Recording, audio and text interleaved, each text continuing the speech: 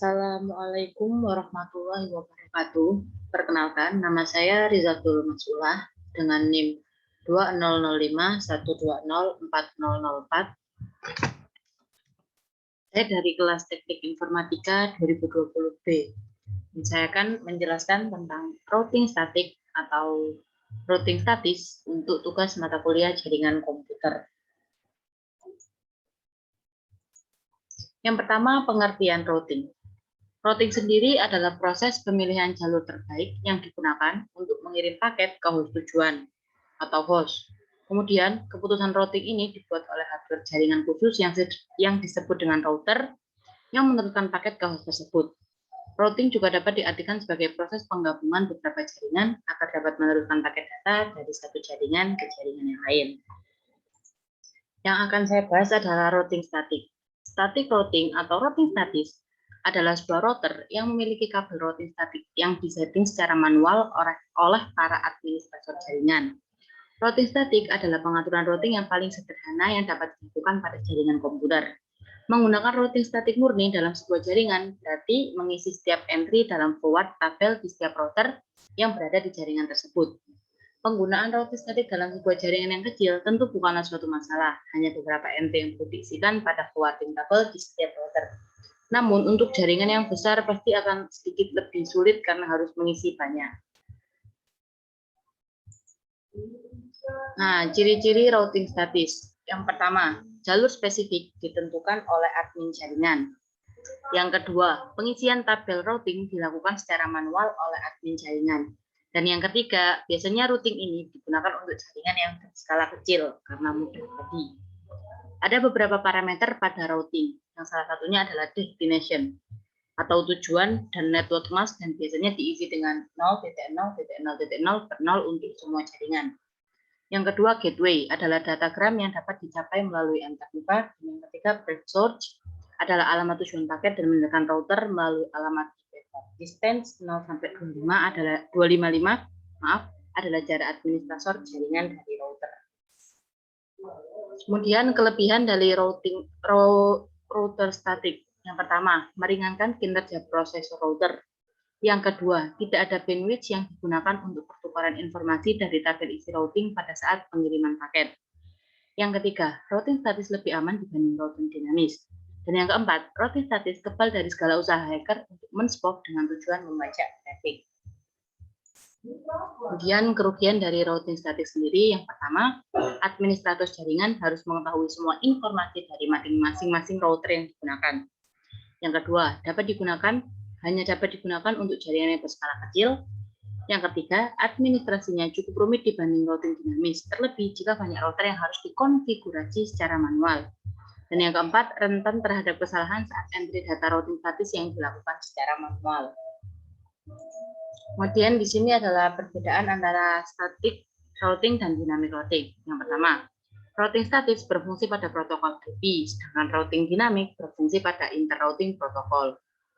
Yang kedua, routing statis tidak dapat membagi informasi routing, sedangkan routing dinamik membagi informasi routing secara otomatis. Yang ketiga, routing statik tabel dibuat dan dihapus secara manual, sedangkan untuk yang dinamis, routing tabel dibuat dan dihapus secara otomatis. Yang keempat, routing statis tidak menggunakan routing protokol, sedangkan routing dinamis terdapat routing protokol seperti RIP atau OSPF. Dan yang terakhir, routing statis tidak terlalu banyak memakan sumber daya perangkat router, sedangkan routing dinamis lebih banyak memakan sumber daya perangkat router. Sekian dari penjelasan, sekarang saya akan beralih simulasi sederhananya menggunakan Cisco Packet Tracer. Langsung saja dibuka aplikasi Cisco Packet Tracer-nya. Nah, untuk yang pertama yang kita butuhkan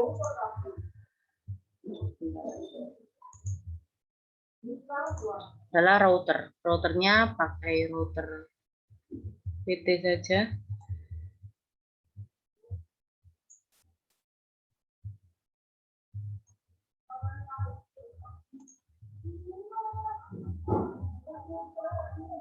Karena router PT adalah router yang paling ideal.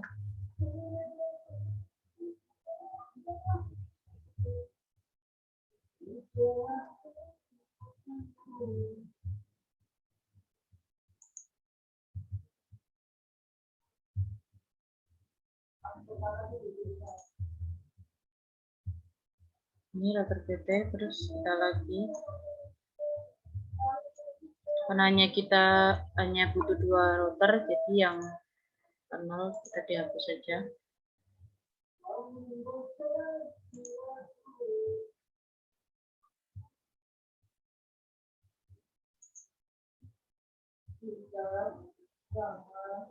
Setelah itu kita butuh switch, PT switch saja. Pakai 2 juga.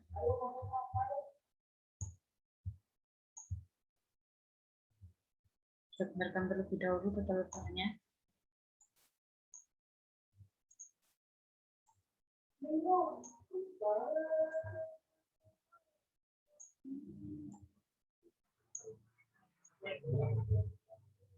Kemudian menggunakan PC.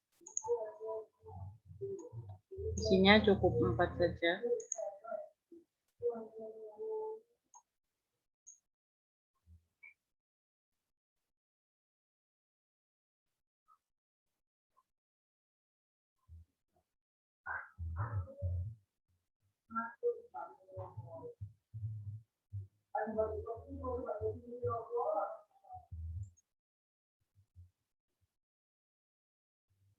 Nah, setelah itu saya sudah menyiapkan PC-nya.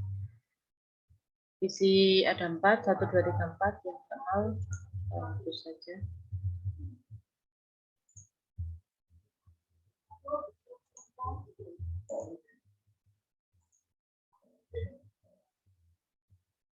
Saya tata terlebih dahulu.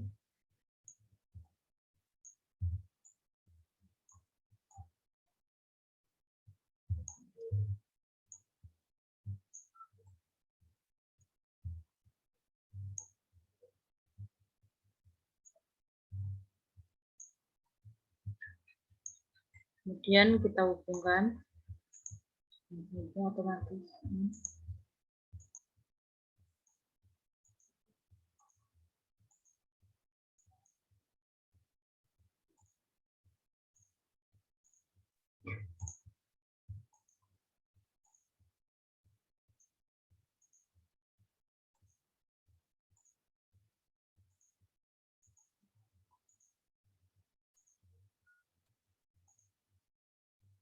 Ini agar tidak merah, kita nyalakan terlebih dahulu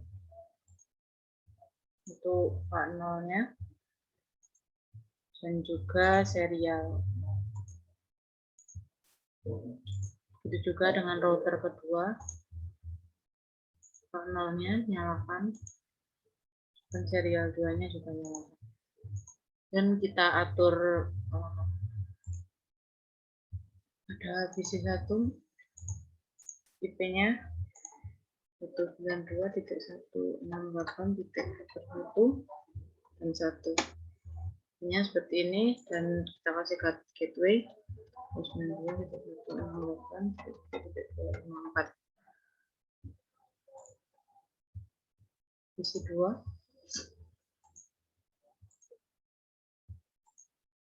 92.168.1.2, gateway-nya sama 168.1.254. Untuk PC3, nah dia berada di router yang kedua, berarti IP-nya 192.168.3. Subnet max-nya sama dan default gateway-nya 92.168.2.254. Untuk PC4 92.168.2.4 yang sama, gateway-nya 92.168.2.254. Kemudian kita atur pada router 1, Pak nolnya. Pada router 1, Pak nol IP-nya 192.168.1 dari gateway 254. Subnet max-nya akan seperti ini. Dan untuk serialnya, kita juga atur serialnya 12 deh.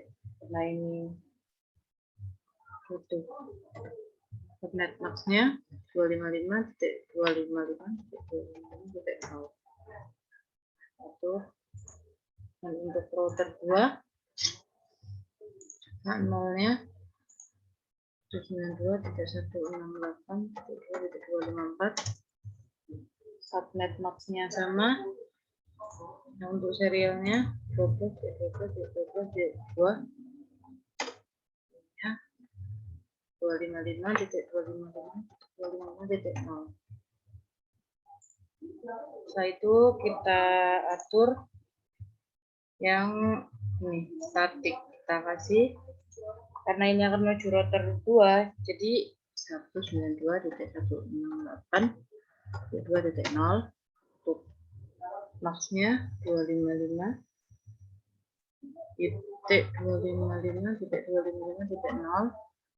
Untuk nethook-nya 12.12.12.2 karena ini akan menuju ke router kedua. Coba di address.